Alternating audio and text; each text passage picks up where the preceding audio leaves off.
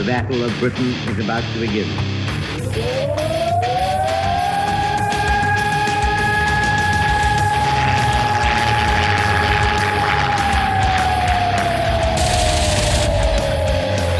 right, we got tanks up there.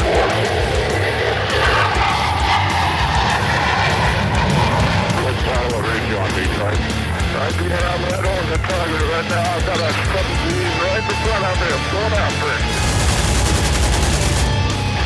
Right, I got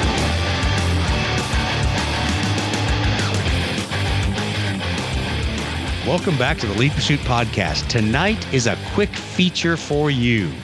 Something that will be recurring over the next few months, maybe years.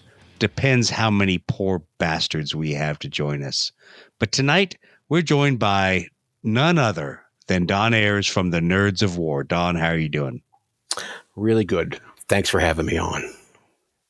Glad to have you here for our inaugural episode of You Might Be a Grognard If.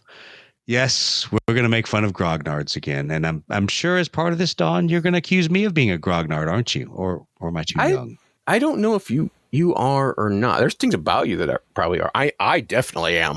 I'm a proud grognard. Proud grognard. Yeah. We're going to totally stuff you and cuff you and send you someplace where you get to paint 12.5 millimeter Napoleonics for the rest of your days. Oh, your sad attempt. Maybe 12.5 millimeter American Revolution. They However, look that's good, don't different they? from Napoleonics. Did you see them? No, they Mine look good. Boring. Yeah, No, it's it's just the history of this country, Doug. I mean, it's just history. Who cares about history? Yeah. We know Steve Toth doesn't care about history, but he's not here. He's at Gettysburg. He is not a grognard. He's not even. Oh no. He is the anti-grognard.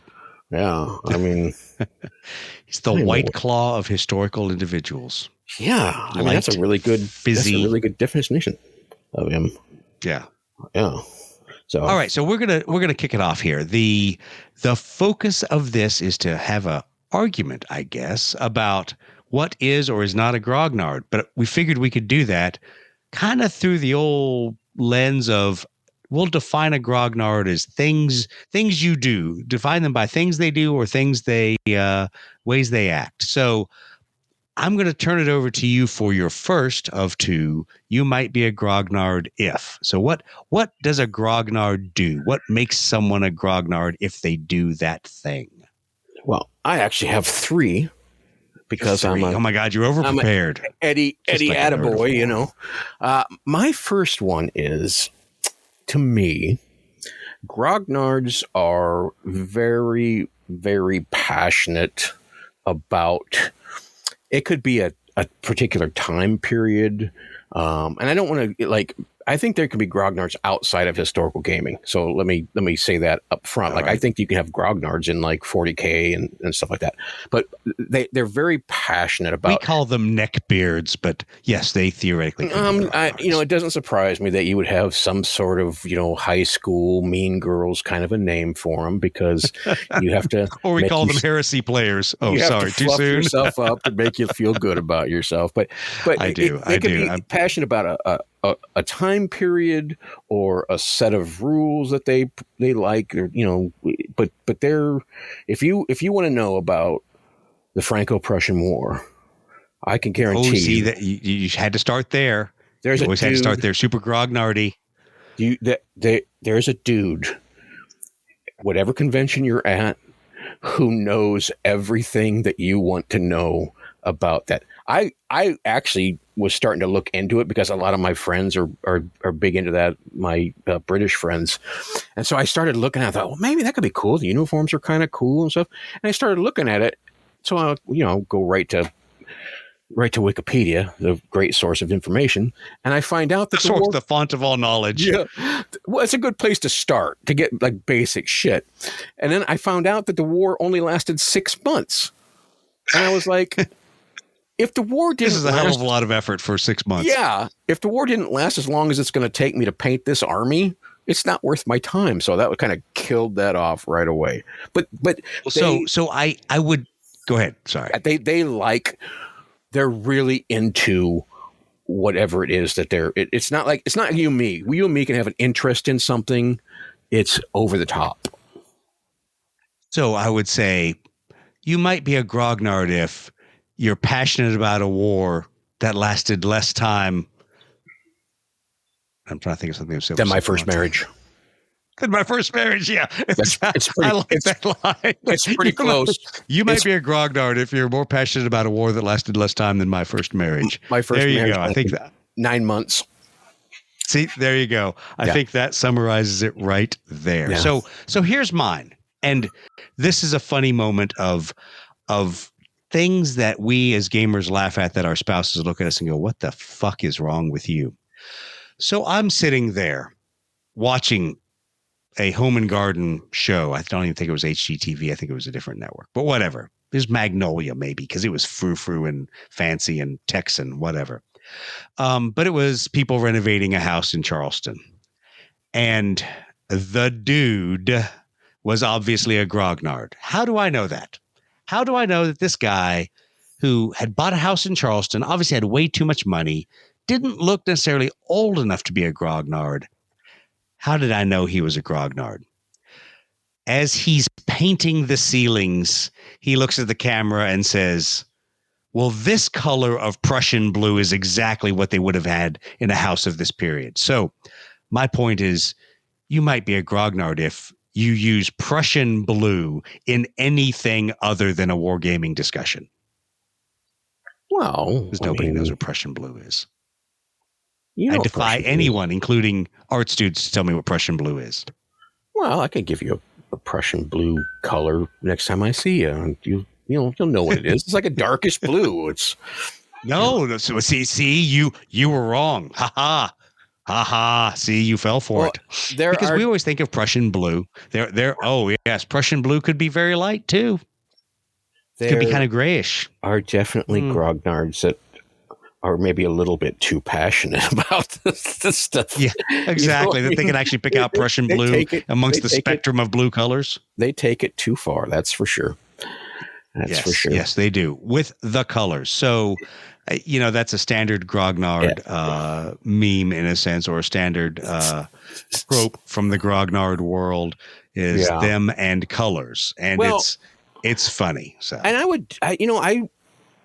would do the same. Like if you brought me a model and you said, okay, I just painted up this Union guy or whatever it might be, something that I know about. So Civil War, something I know about this model. Internally, I would think that blue is off. Okay, it's too light. They had a darker jacket or something like that. But I wouldn't say it to you. I wouldn't say it to you unless I knew you really wanted to be accurate stuff. What do you really think? And then I would tell you, but I would tell you in a nice way that, maybe in the future, give it but I would also try to help you get to the right color. I would, maybe give it a wash or something. You know what I mean? I'm not trying to tear you down. That's not grognardy. The grognard answer is the pants. They are not feldgrau. Feldgrau is much different than that color. It is grognardy. Your problem is you are not describing grognard behavior. You are describing asshole behavior, and that cuts across all game systems. One and the same. Grognard. No. French for complainer, grumbler. Yes, there must be an element of grumbling in there, which means an element of negativity, which implies 50-year-old or older asshole. Well, that kind of leads into my second. Sure, your second one. Hit us with your second one. You might be a grognard if you complain like a lot about all sorts of things, like I have a very bad my underwear chafing. Like I have a very bad reputation in our group because like whenever we try a new rule set, they are always like, well, I don't even know why we're doing this. Don's going to hate everything about it. Yes. That would summarize my every interaction of you, me, and Blood Red Skies. But to be fair to me, if I don't like something, and we have argued about this, in fact, just the other day, if I don't like something, I don't think you're an asshole if you do like it. You know what I mean? Like, I don't like Right. a certain rule set. Okay, there are people who will tear you down if they find out that you like something that they don't like. Absolutely. Your second point and my second one are pretty close, because I would say it also depends on when you offer that evaluation. Is that the term I'm looking for? That opinion. So you and I have discussed Blood Red Skies a lot of times, and we've discussed the things you don't like about Blood Red Skies and the things you do like.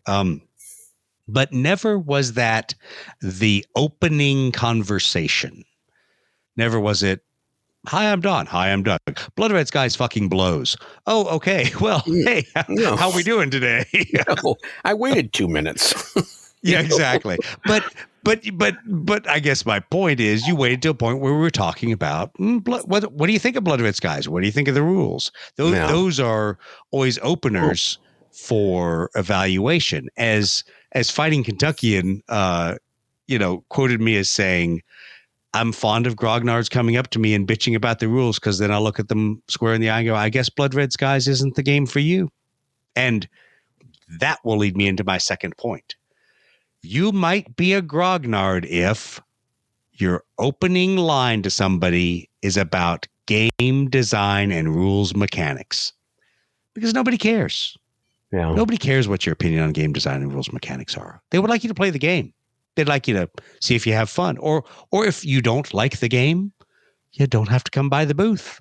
So a little bit of a story to explain that one.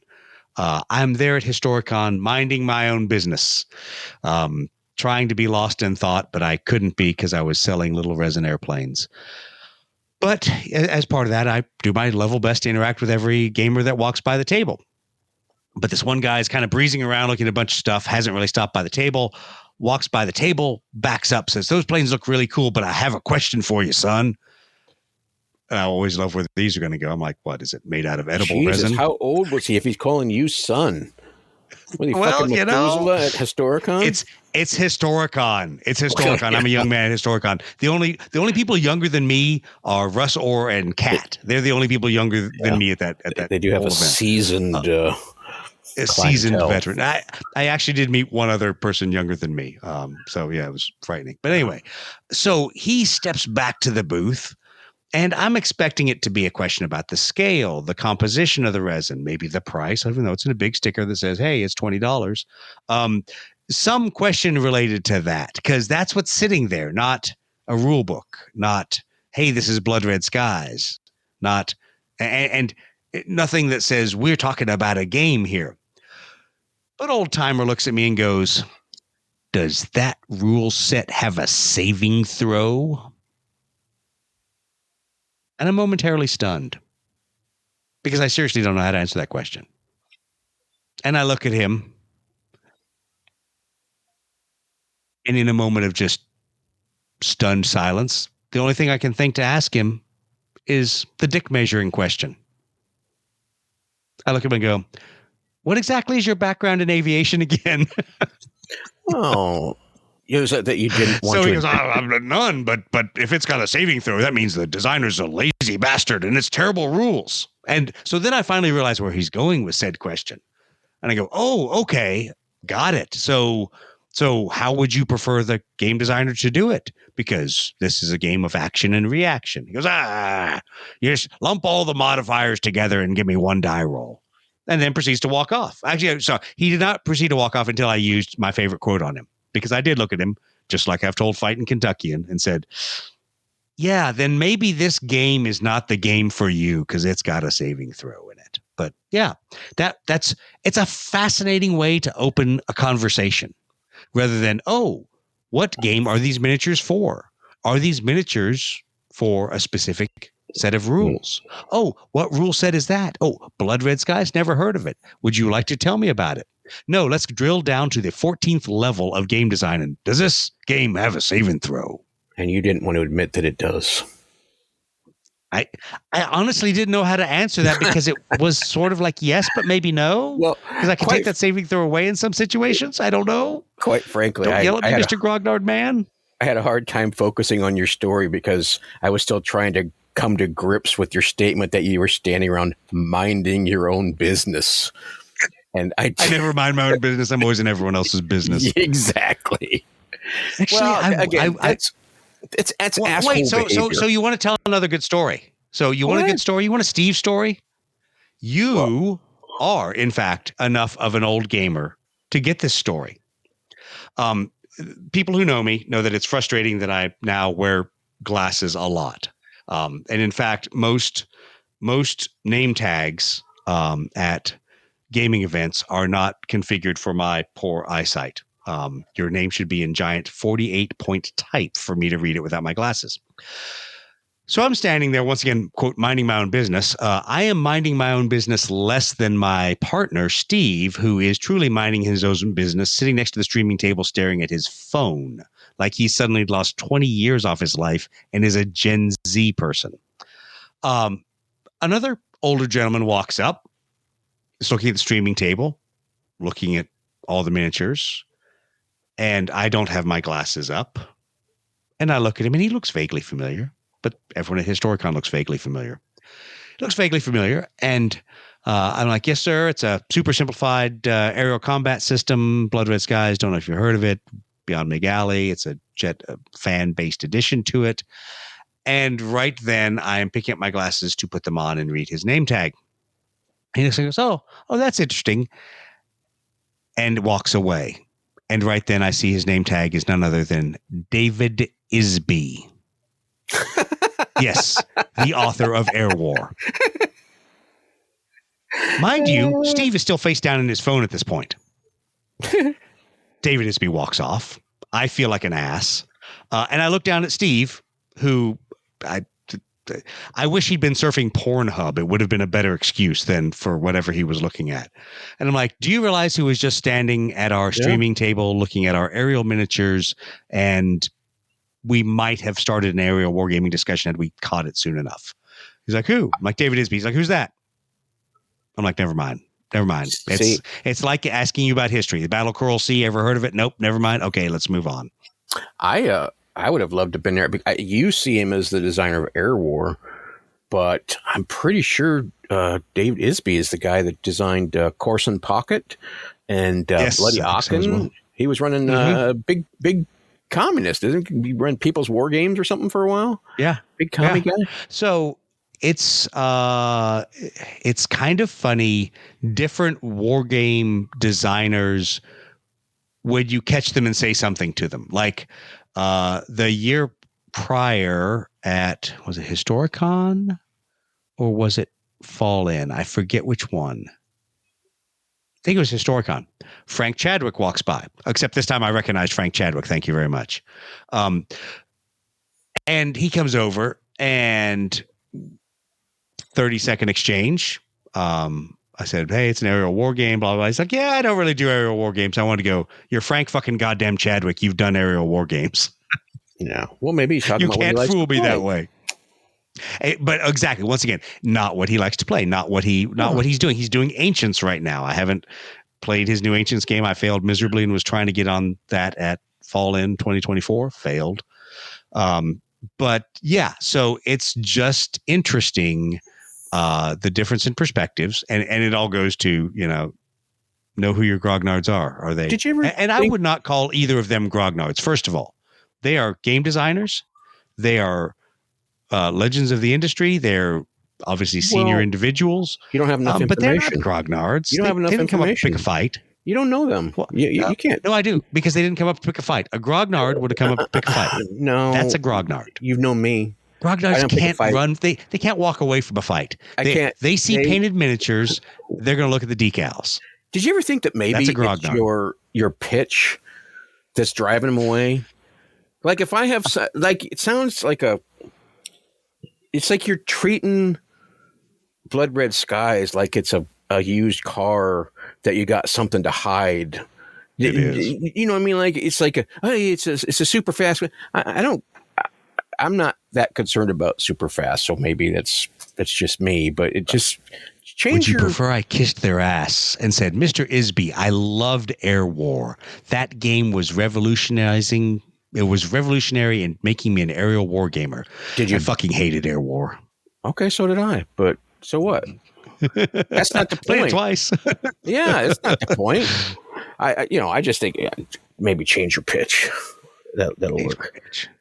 You want to? Ladies and gentlemen, this is a game reviled by Don Ayers of the Nerds of War podcast. You too could play this game and prove Don wrong. If it doesn't have, if you're not pulling stands as casualties, then yeah, you can pretty much guarantee he hates it. Pulling stands as casualties. Grognards used casualty caps. Don't you know anything? Hey, no, you got to pull stands. Yeah. Okay, because it's not caps. shock, it's not friction, it's not stress. It's hundreds of dudes with their arms blown off and legs blown off and shot through the head, and they're not able to stand in the line and hold a rifle anymore. That's what it is. Casualty caps, man. It's the 1970s again. Just drop a little plastic cap on top of those dudes. When I started, we used to have like pipe cleaners, and you would stick them between the shoulders of the models in the line. And so, like, the guys to the right of the pipe cleaner were still alive. Oh, geez. I don't think I ever saw that. I don't think I've ever seen and that. Wow. They would have, like, different status effect. Like, they could be broken or they could be wavering or whatever it might be. And you would use different colored pipe cleaners. Pieces of pipe cleaner, Yeah. So that's really, really sad. You want my bonus? You want my bonus? Yes, give me the bonus round. The bonus round, round 3 of You Might Be a Grognard if... I think a grognard has to be old. Now, how old? I don't know, but I think that in order to be a real grognard, you have to have seen some shit in the wargaming hobby over years. Now, I've seen someone break out Battle for North Africa and break their counter clippers trying to punch the whole contents of that box. I gave my unpunched copy of Campaign for North Africa to Rafferty for Christmas. Oh, jeez, you're a good man. I got sick of it. I got sick of it hanging around. I'm never going. I played it once. Once was enough. That's enough. And all I've I got did an was unpunched Crescendo of Doom. I probably should just sell off because it's just taking up. I've been wanting to get back into that. But yeah, you got to be old, okay? Like there's people in 40K. I'm not sold on that. Now, what I will say, and this comes from being a refugee from aviation photography, we used to joke that how could you pick out the not very friendly problem child aviation photographer? They were over 50, overweight, and overly white. And those pasty dudes who spent their lives staring at the ones and zeros of those aviation images and pixel peeping until every grain of dust that was on the image was gone. Wow, they were a level of basement dweller that 40K players can't even rival. Yeah. Well, like you don't have to be like ancient or anything like that, but I think you have to be, like, if you don't know, when you just mentioned David Isby or Frank Chadwick, if somebody doesn't know, if you don't know who those are, you can't be a grognard. Richard Berg. If you don't know who Richard Berg is, just shut the fuck up. You don't know what you're talking. Richard Berg. Fuck that fucking fuck. You can have a poor opinion of him, but you know who he was. Yes. Oh, absolutely. And I don't have a poor opinion. Let me back up. Whenever people give me shit about that, I have a poor opinion of some articles he wrote, and it's not a poor opinion of him as a game designer or even as a person. Yeah. It's just there's things that designers write or pontificate about that, much like Grognard's pontificating, I always wonder, I'm like, is this to give you relevance in a pretty small pond? Because game design is a small pond compared to designing classic cars that people cared about, that people still spend thousands of dollars on. But when they made their bones, it was a much bigger I mean, you think about the heyday when you and it sounds like you and I got started. Yeah, when poor sods like you and me were spending our... We had, Victory Games. We had GDW. We had a lot of companies were putting out game designs. Yeah, but it's still small potatoes. And I would say it's small potatoes compared to the standard board game market today. I'd say stuff like Settlers of Catan. That's true, but if you look done at more, the market for the hex-and-counter games, what we started in, and compare it to now, it's a much smaller market now. Well, hex-and-counter really has a bad name now, and it's interesting. I don't understand it. I'm first of all, let me say for Russ Gifford, thank you for doing the SPI is still alive at Historicon. That was cool, and I'm still fucking pissed I didn't get down there to play. So I had to console myself by buying a copy of War of the Ring. Yeah. But I think the old thing I think the old thing leads into some of your problems with them. Old people are very direct. Yeah. Oh yeah. They're very direct. So they don't want to socialize and schmooze you. They just want to come up because they don't know how long they got left. They wouldn't get that question I've only got 7 turns of battle for North Africa. Campaign for North Africa. What? That's 12 years, man. You got a lot of time. You're good. They don't know how long they got. They could go on the steps outside the vendor hall. So yeah. Well, but there's a difference. So I don't, just because a dude's old, I don't throw him in the grognard bin. I'll be honest. And this is obviously where you and I differ, because we've talked about this shit so many times between Facebook Messenger conversations over beers or whatever. It's all about the grumbling, because if a dude's an old gamer and there's certain things they like, don't care. Awesome. You're a hex-and-counter guy. You don't like miniatures. If you don't walk up to me and go, well, because you play with miniatures, you're not a real war gamer. Let's just not go down that road, which is funny because I get guys that say that about hex-and-counter, but whatever. But to me, if there's not the level of grumbling about it, then I'm not so grognardy.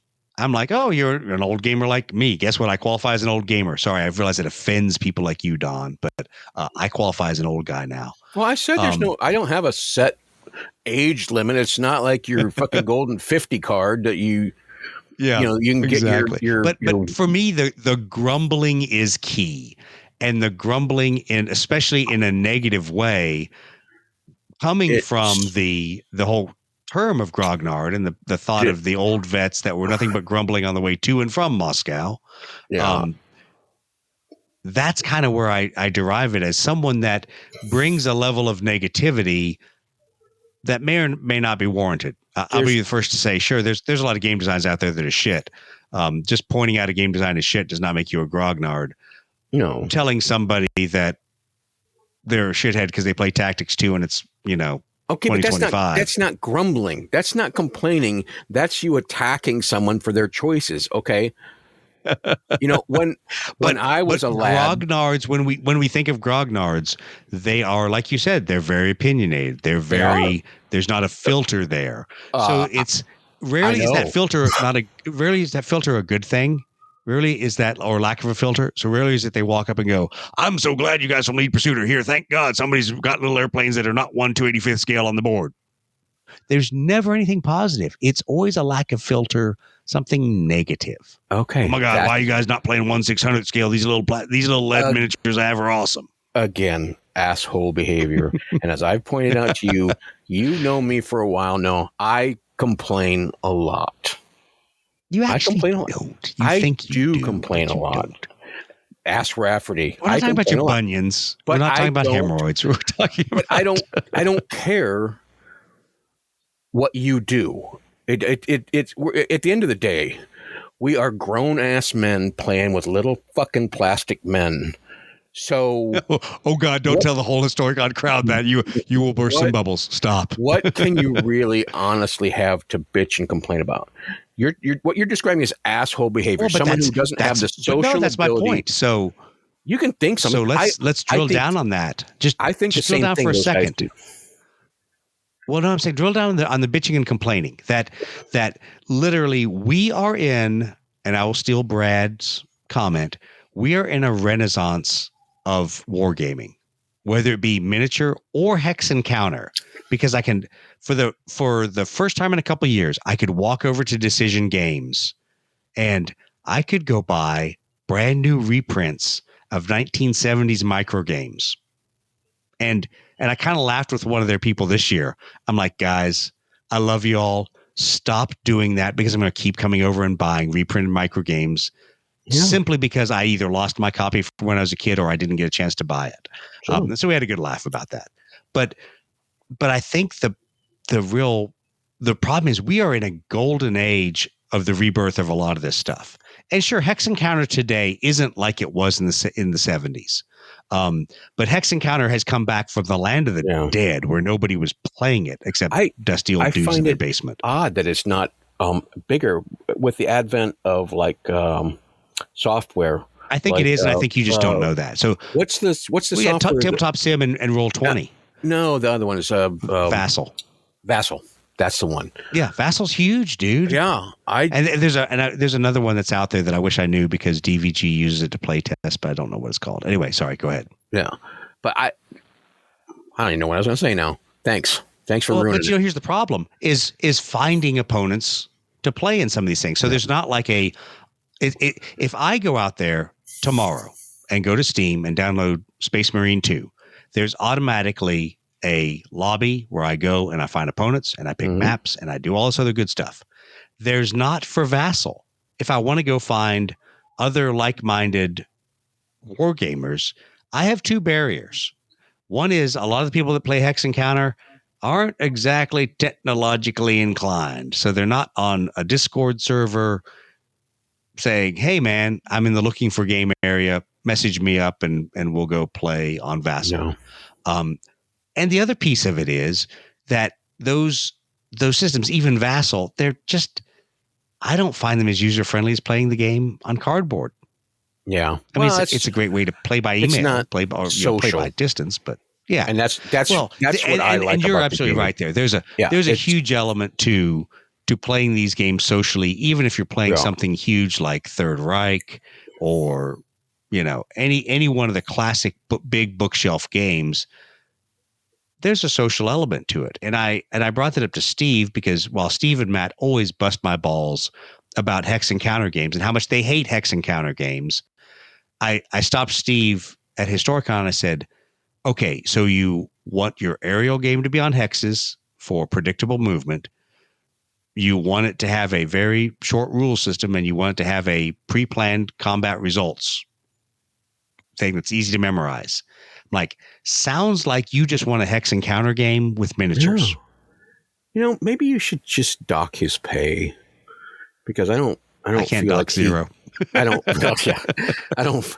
feel like he gets what we're doing here. You know what I mean? Like, he just wandered into this like somebody is like, oh, the plane's pretty. That kind of. Planes are pretty cool. So I'll say this about the joke of talking about a lot of stuff with Steve is Steve in a lot of ways has come around. He's like, oh, those kind of some cool ideas. And I'm like, dude, people were doing this in the 1970s, but you used cardboard counters and you played a game called Richtoven's War. You played a game called, Flight Commander. Yeah. Sorry. We didn't have 3D printers. We didn't have the internet. We had 3 television and even stations. The miniatures were shit. I mean, let's be honest. The original early GHQs were fucking horrible. Compared to what they are now. Compared to what they are now. And so you're like, oh, look at my Hind gunship. That's a lump. It's like 2 lumps of lead and a rotor blade, a plastic rotor blade stuck to the top of it. Yeah. Absolutely. Not really great. Yeah. We got anything else? You want me to keep destroying your arguments here? Or? No. Don, you're my favorite. You're my favorite Grognard who doesn't want to admit he's a Grognard who really wishes he was a Grognard. I am. I'm the next. What did you say? I'm the gregarious Grognard.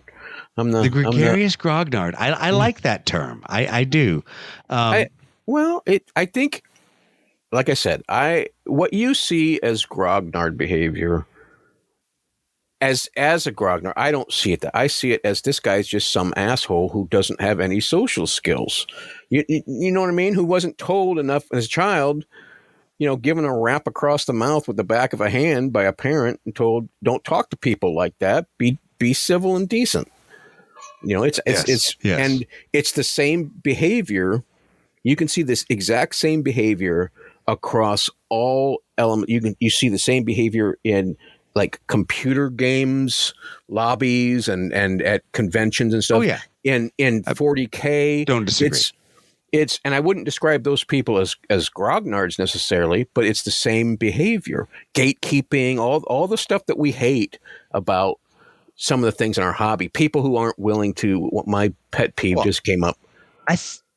Go ahead. Sorry. People who aren't, and this is specific to historical gaming. I still like Games Workshop and stuff like that, but this is historical gaming.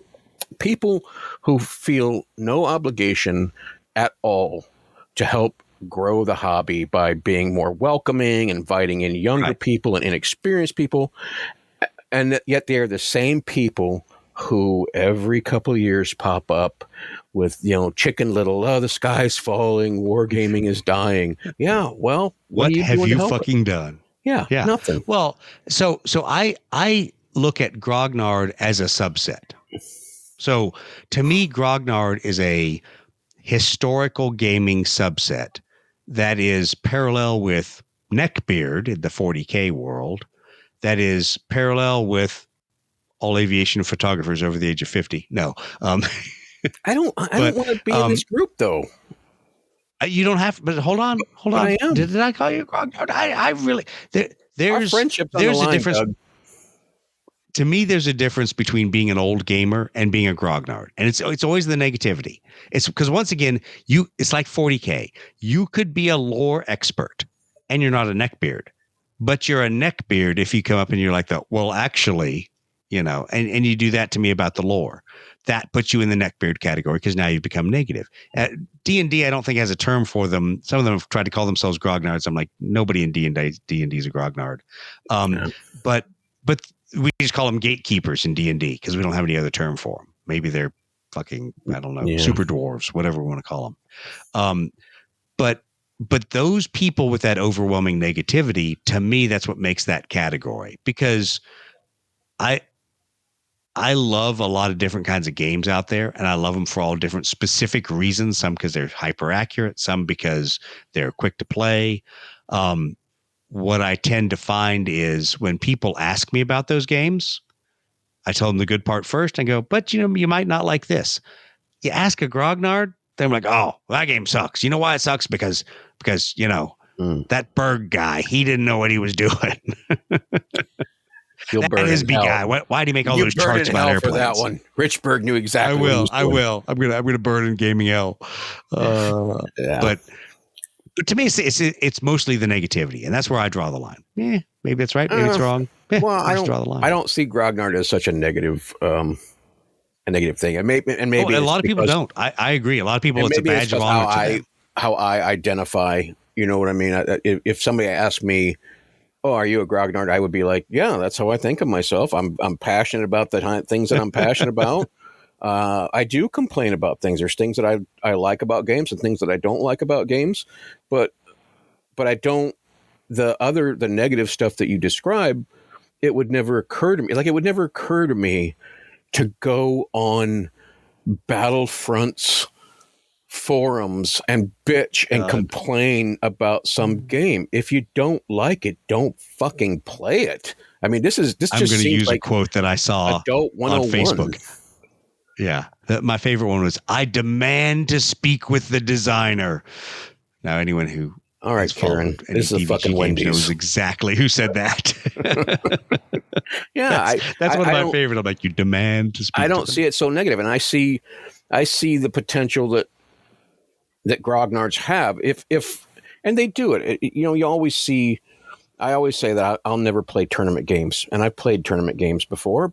And 95% of the people you meet at a tournament are amazing people. They're great people. They're fun. Yeah. But that's not the one that you remember on your way home. It's the asshole. And I feel like it's the same way with grognards. There's plenty of guys that I would consider grognards out there, even as we speak, Doug, helping, going through the dark and silent towns, working to improve the hobby. You know, they do put on good events. They do help youngsters get into the hobby. They do all this stuff, but they're not the ones. You make it sound like they're on a dark street corner. Would you like to buy some historical miniatures? They're pewter. They're not even plastic. In a lawful and morally uplifting way. They're helping bring it. Exactly. Okay, they're not the ones trying to hold fucking Historicon hostage because they had a Games Workshop tournament this year. Oh yeah, so that was one of my favorites. Take the H out of HGMGS. And Steve and I are going to talk about this next week when we talk about our debrief.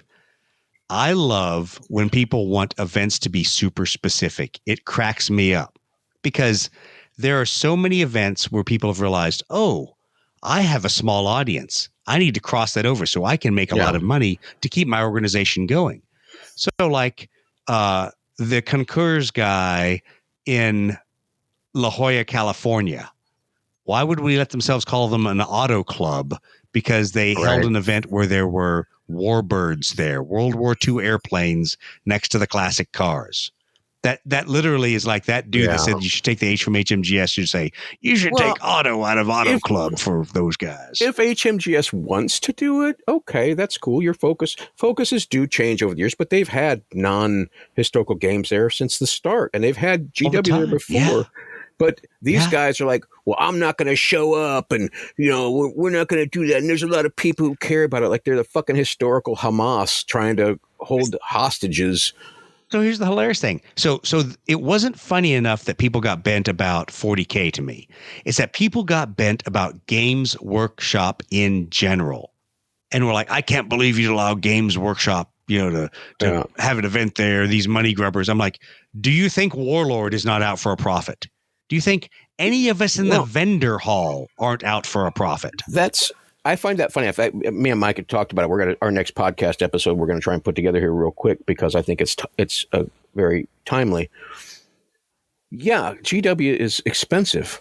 GW produces their models in England, saving English jobs. As far as I know, they could ship all that shit to Asia and it'd be cheaper. And they did for years. Yeah. They fooled with that. And if you remember, I don't think it was Necromunda. One of them came out with crappy plastic and everyone's like, fuck these guys. And they're like, all right, we'll put it back in our main factory. Yeah. And ultimately the thing is, I admit that Games Workshop models are expensive. For years when I've always said GW is Latin, Games Workshop is Latin for get your wallet. It's just expensive, but their models are exquisite. They're amazing, and not just the sculpts, but the production process. So that anymore, you almost have to do no cleaning up of mold lines because they've been designed so that they're on the inside now. And ultimately, if you don't like it, don't fucking buy it. Again, why do people have such a hard time? That's the making their own decisions. It's such the bizarre a weird dichotomy. Thing. People give GW the finger and then they'll turn right around and go spend a shit ton of money on the models. And I just don't get it. But if it's not your thing, okay, cool. Yeah, if such a thing, that's cool. And I always remind people, like, you're giving GW the finger, but you realize that for years, GW/Citadel had historical ranges and historical rules. Yeah. But people don't seem to remember that. No. But whatever. Of course not. It's, to me, like a lot of things, there's always I've got to be dissatisfied with what I have and bitch about how it was better back in whatever day. Even though, like you said, we're in a world of 3D printing, people printing their own decals, all kinds of crazy stuff that is not the hobby world we grew up in, where you would drive 3 hours to go find a single pewter figure or wait for a convention. I'm as guilty of that as a lot of these guys we've been, bad mouthing here. I look back on it, like we've talked about how I don't like some of the current crop of games because they're designed from the ground up to be tournament games, and I think that leads to game design decisions being made based on fairness rather than history. And so I think of them as bad games, not for for anybody else, because there's people who love these games. It's a bad game for me, and it doesn't mean I'll play games that I don't necessarily like, because again, it's a social thing for me, and the game is actually the last thing in line when it comes to my list of things that I judge my experience on. But I look back at some of the games we had in the past, and I just think, wow, those were great. But then at the same time, they were so overly complex, and the game would take longer than the actual battle took. So it's you got a chart to tell you what chart to look at for what your modifiers are going to be, and you got 15 different modifiers, and this sort of thing. Yeah, to me, it's I use an argument of cuisine, because I'm a fat kid and I like food. So all of us that grew up eating American Chinese food, it's the sad reality. There is no General Tso in China, and he certainly doesn't make chicken. Yet all of those flavors are from generally much more complex Chinese dishes. But you know what? God damn it. Sometimes I just want some General Tso's chicken over rice. I'm sorry.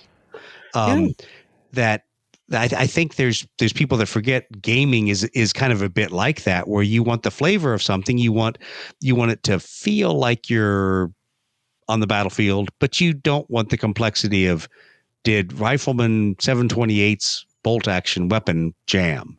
Yeah. And that there's got to be something between the simulation level versus the fun level, because we're here for the fun level. Much like I'm eating American Chinese food, not because I want to appreciate, Szechuan culture or Neona culture or any one of those. I just want my goddamn General Tso's chicken. Yeah. I want it orangey and spicy and good. Yeah. As I've gotten older, that's sort of how it is. When I was younger, the more complicated the game, the better I liked it. But now that I've gotten older, it's more. I don't give a shit. It was the masochism of being that young gamer. I want a 40-page rule book, and it doesn't have to be exact. But my line in the sand, though, is for a rule set to be good, it has to at least do an adequate job of modeling the combat of the time period. It doesn't have to have. You don't have to do everything. You don't have to supply. Doesn't have to be a campaign for North Africa, but it has to have a good keep coming back to Kona. Kona's where it is, man. Feel to it, I guess, using my little air quotes there. But at the end of the day, I just want to roll some dice. Let's peel that onion back real quick. Yeah, because at the end of the day, you want to roll some dice. And there's days you want Kona. There's days you want campaign for North Africa. There's days you want Africa Corps. No, there's no days. That's my hex-and-counter. There's no days I want campaign for North Africa. Like I said, I played it. Well, I played it one time. We lasted, I think, 3 months, and we were playing. We would play a turn every week. I think that's my problem. My only job in the game was to get supplies from the rear area to the front line. That was my job. We had 2 guys running the front line, me getting the supplies up. We had 1 guy who was only taking care of the supplies and maintenance and shit on the airfield. But that's too much. There are games that we love to play at that level. And I remember playing a multi-week squad leader game that was almost to that level, where you're like, I've got the dudes that are in charge of the river crossing. I've got the guys that are fire support. I've got the guys that are, once we do the river crossing, they're the armored spearhead, and you have this crazy subdivision of generalship, for lack of a better term. Even though some of these things are at the colonel or below level, you've got this crazy hierarchy just to take everything into account. And that was, I guess, fun years ago when you didn't know that all that shit was going to take care of itself. It's like, guess what? An army moves on its stomach. There's going to be a quartermaster somewhere that figures out how to fucking feed the army. Right. I don't have to. He's not going to be an officer. Yeah. He's going to be a staff NCO that makes that shit happen. I would love to get back into squad leader, man. I really would. I'm looking at it right now. I'm looking at my 4 squad leader games and my ASL stuff. We loved my ASL's unpunched. It smells pristine. You could have a hell of a fight on a map that was like 8x6. Have a good couple hour fight, and it was just when Advanced Squad Leader came out and they had a 3-ring binder. It was kind of like Starfleet Battles. Yep. Went to like a looking at that 3-ring too. binder full of stuff. That's my ASL rules that are in a 3-ring binder and a sleeve. That kind of crossed over. It was hard. Well, that probably about does it for tonight. We've out grognarded everybody. But we have definitely laid the groundwork for you. Might be a grognard if, and I think I've got a few guys to ask that question of. So we'll have to talk to them. I think you're going to run out of things though, because again, I think there are stories of grognardism that will curl your toes. You're just describing assholes. That's what you're describing. And there's no limit to the number of ways a human being can be an asshole to somebody else. Be an asshole. That is very, very true. Yeah. I've tried to do most of them and I've failed miserably. You're quite But anyway, successful. Yes. With that, Don, thanks for being on tonight. I really appreciate it. It's always good to talk to you. Thank you for having me. I always enjoy this. Oh, absolutely. And for everyone else out there in the listening audience, the hilarious thing was, I think we talked for twice as long as we actually recorded, because we always have fun talking about game projects, Adepticon. I will make the shameless plug. You want to see the Nerds of War at their best, go to Adepticon, come up to the 4th floor, hang out in the historicals. Mike Rafferty, Don Ayers, Hazel, everybody's up there, and you guys put on a great frickin' show for everyone. Come on up. We'll heckle a Lead Pursuit podcast, guys. That's my favorite thing to do. That's average. Everybody does that. They're like, oh, look, it's the Lead Pursuit guys. Let's go make fun of them. I don't want to heckle you too much thick skin. They crack jokes. Yeah. I heckle you and you'll make a fucking podcast about me and whining about you might be a grognard. No, I'll just go back to the St. Kate Hotel and cry in my pillow because I'm so fragile. We're very happy to have you guys. You guys always take good care of us. It's going to be good, and I look forward to being there at Adepticon next year. So. Yep, it's going to be good. Thanks, Don. And as Steve is fond of me saying, keep climbing for advantage.